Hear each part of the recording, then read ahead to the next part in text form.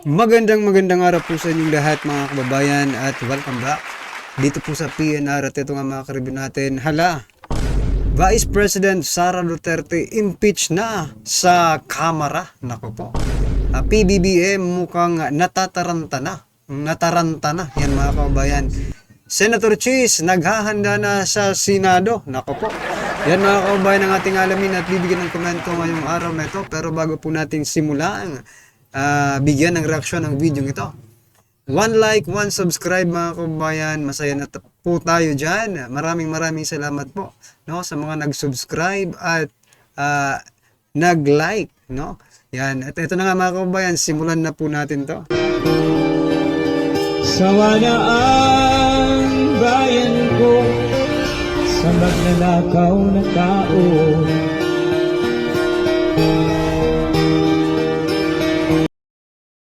So yan mga karibin natin, bago po natin ulit i-play ang video ito. Nako, eto mga kababayan yung sinasabi kong PBBM mukhang nataranta na. Kasi tingnan nyo mga kababayan instead na ang i-report niya or yung ibabalita niya sa atin, no, ay yung kanyang mga project, mga kaliwat ka ng project sana, di ba? Pero ito ang balita mga kababayan, kabado, ano, kinakabahan na po si President Bongbong Marcos Jr. Yan po ay aking opinion mga kababayan. Ito po ang kanyang sabi. Mula po ito sa Philippine Star mga kababayan. Ito po. Marcos to public. Yan mga kababayan. President Marcos to sa atin lahat, no? Sabi niya po, pay your taxes. What is your first impression, no? Dito po sa sinasabi niyang pay your taxes. Sa akin po, ako po medyo kinabahan, nabahala, no? Dito po sa kanyang sinabing pay your taxes. Kasi iba, I mean, bilang isang presidente, you don't have to say these words, mga kababayan. Kasi automatic naman, 'di ba? Palagi naman tayong nagbabayad ng taxes natin. 'Di ba? Di ka naman makakaimik kinakaltas na po nila. Kaya anong ibig sabihin na magbayad ng tax? Kinakaltas nyo na nga yung mga tax na. Automatic pong kinakaltas yung taxes. Bakit sinasabi niyang pay your taxes? Automatic ang kinakaltas yan. Ito po ang naisip. Bakit ganito? Bakit ganito ang statement ng ating Pangulo, di ba? Pay your taxes. Ang inaasahan po natin sa isang Pangulo, mga kababayan, kapag haharap po siya sa media or something sa taong bayan, no? Meron siyang ipagmamalaki, di ba? Ipagmamalaki sa taong bayan. Like for example, yung mga project niya, kaliwat ka ng project, yung ginagawa nila, di ba? Pero eto, pay your taxes. Ini-encourage pa tayong mag-pay ng taxes. For what? Yun ang tanong. Question mark. Bakit? Bakit tayo kailangan magbayad ng taxes? Bankrupt na ba ang Pilipinas? Nagtatanong lang, bangkarote na ba ang Pilipinas? No? Or sinasabi mong magbayad kami ng taxes para may kurakutin na naman ang mga buhaya. Ganun ba yun? Bilang isang presidente, you don't have to say pay your taxes. We, ordinary people, no, na nagtatrabaho at kinakaltasan automatically. Without any notice. Di ba? Automatic na yun na tax natin Bumili ka lang sa tindahan. Di ba? Magbabayad ka ng tax. Baka sinasabi mo yung mga negosyante.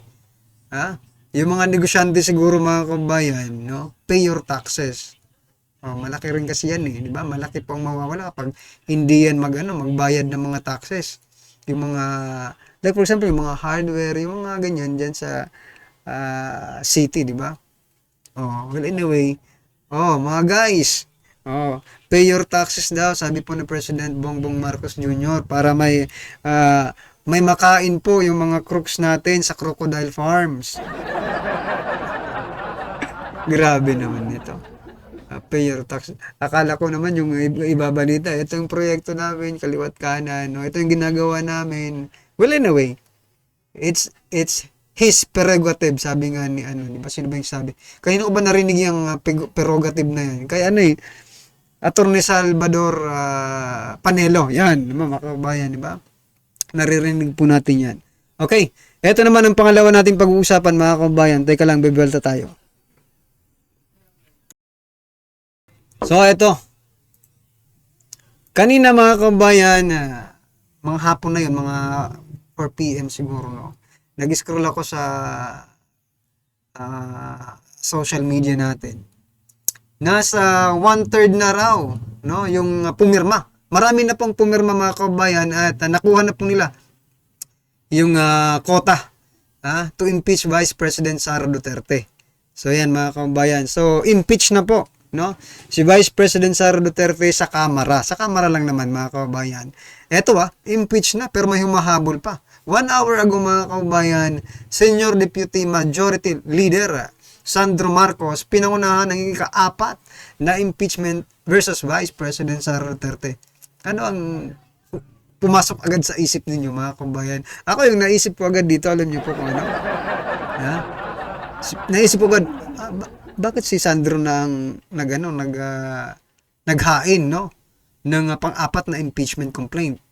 Naisip ko agad, mga kababayan, baka wala nang mautusan.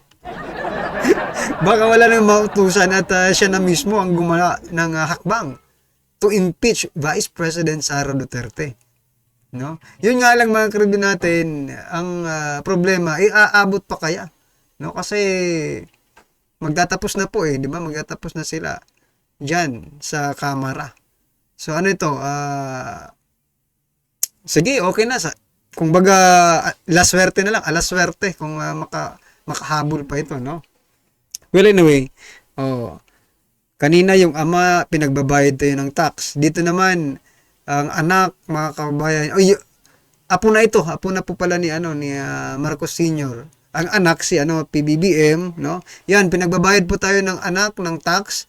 At saka yung apo naman po ay ini-impeach si Vice President Sara Duterte, na kung saan malinaw pa sa sikat ng araw, mga kababayan, na wala naman talagang kasalanan si BP Sara. I don't know kung anong pumasok sa mga kukote nila. No? Sinasabi ng COA, wala naman anomalya. Pero sila, they are insisting, no? They are insisting and consistent sa kanilang mga ginagawa, mga kababayan, to impeach Vice President Sara Duterte. Yan, mga kababayan, di ba? Huwag naman kayong masyadong halata, napaghahalataan na tuloy kayo kayo na talaga ang gumagalaw, Well, anyway, eto, mas maliwanag pa sa sikat ng araw na talagang no choice na sila, no? Para ma-divert po yung usapin, no? Patungkol po dito sa vice cam. Eto, no? Eto, kaliwat ka ng mga alam na natin to wala. Sa simula't-simula pa lang, ano na ito? Walang kwenta, kumbaga. Diba? Kasi kung talagang seryoso po silang i-impeach si Vice President Sara Duterte, nung paghain pa lang ng unang impeachment complaint, lusot na agad yun. Diba? Lusot na agad yun. Wala nang ano-ano pa. Bakit ngayon lang tinanggap ng Secretary General? Siyempre, may basbas yan ni Tambaluslos, di ba? Walang naman wala. Bakit ngayon lang? Anong plano nila? Abangan po natin sa susunod na kabanata. Dahil ang susunod na kabanata, mga kababayan, ay dito naman po sa Senado. Ito, Senado pinaghahanda na, no? Para sa posibleng pagtanggap ng impeachment complaint versus Vice President Sara Duterte mula sa Kamara. Kasi lusot na sa Kamara, the next chapter dito na po sa Senate. So abangan po natin kung anong mangyayari dito sa Senado, no? Kaya nga tingnan niyo natin sa thumbnail natin. Si Escudero naghahanda na sa Senado, di ba? Anong masasabi niyo diyan, mga kababayan? I think lulusot 'yan. Lulusot po 'yan sa kaya Senate President si Escudero. Ewan ko lang sa mga miyembro, sa ibang mga senador kung they agree, they will favor this impeachment or not. Okay? So, abang-abangan lang po natin, mga kababayan. At ito na nga, simulan na po natin dito Dito naman po tayo sa video ito. Bigyan po natin ng reaction at komento. Ang video ito, eto na po. 1 like, 1 subscribe mga kababayan. Maraming salamat po. Yan, at eto na nga, simulan na po natin to. Ito ang nakakagulat. Viral at trending ngayon sa mundo ng social media ang di umano'y balitang. Sadyang unti-unti na talagang lumalabas ang buong katotohanan. Matapos umamin ng kasalukuyang Pangulo ngayon na si Pangulong Bongbong Marcos Jr. sa publiko na di umano'y ubos na ang pondo para sa Quick Response Fund ng pamahalaan dahil daw sa sunod-sunod na bagyo.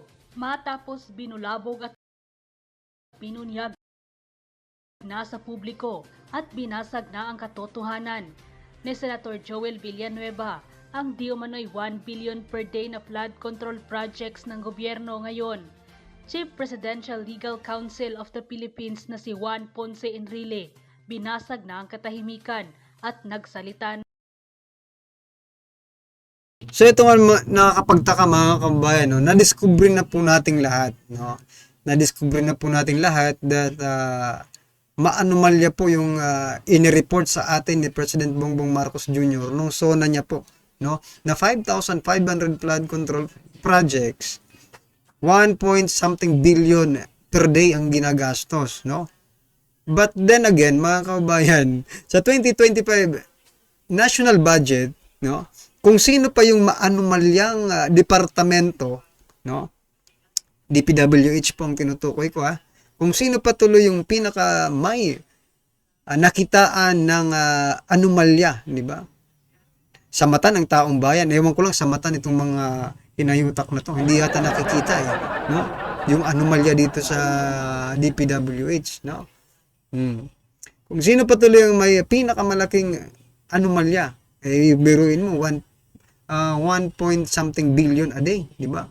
Siya pa tuloy ang binigyan ng napakalaking budget ngayong 2025. Saan ka ba nakakita nun? No? Kung ganun pala mga kababayan, if you consider, no, Vice President Sara Duterte's budget, no, na maanomalya, bakit hindi nyo tinaasan? Di ba? Yung budget ni Vice President Sara Duterte, pabor ka pala kayo sa maanomalya. Bakit yung kay Vice President Sara Duterte, binawasan nyo pa? Sige nga. Ang hirap nyong spellingin, di ba? Yung DPWH, klarong-klaro na maanomalya talaga. 5,500 flood control projects. Yan pa lang. Hindi pa natin alam yung ibang anomalya pa, di ba? Pero binigyan nyo ng 1 point something trillion. Pag sinabi nating trillion mga kababayan, malaking pera yan. Di ba? Anong ginawa? Anong nangyari? Bakit ganon ang nangyari? Kung sino pa ang maanomalya, siya pa ang binigyan ng napakalaking budget. Yung Department of Education na siyang nasa konstitusyon na bigyan ng pinakamalaking budgetary allotment, di ba? Yun patuloy ang binawasan. Anong nangyayari sa gobyerno natin ito? Di ba? Well, anyway, this is opinion lang naman natin ito. Ano pong inyong opinion? I-comment nyo po mga kababayan. Na hindi man direktang pinangalanan, ngunit sa pool ng buong katotohanan ng mga buayang mambabata sa Kongreso at ang kasalukuyang gobyerno ngayon na pinamumunuan ng Pangulong Marcos Jr.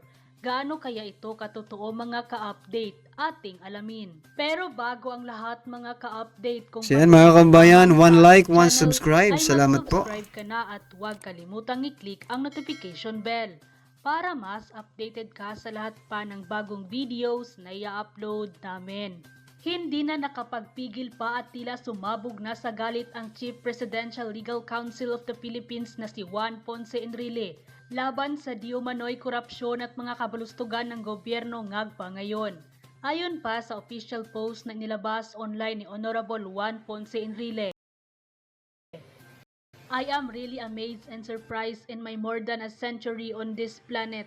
This is the first time that a concrete bridge is blown down by a typhoon. Weird, something is really wrong and ugly. wasteful expenditure of public funds. Someone must have become richer, to say the least. End quote. Kaya nang lumabas ang balitang ito ay hindi naman mapigilan ng So yan mga kabayan, ano po ang inyong reaksyon, opinion patungkol po sa video ito, i-comment na lang po sa baba. Para at least alam po ng ating mga kabayan ang inyong opinion. Maraming salamat po mga kabayan. 1 like, 1 subscribe. Masaya na po tayo dyan. Maraming salamat po. Sawa na ang bayan ko sa malapit.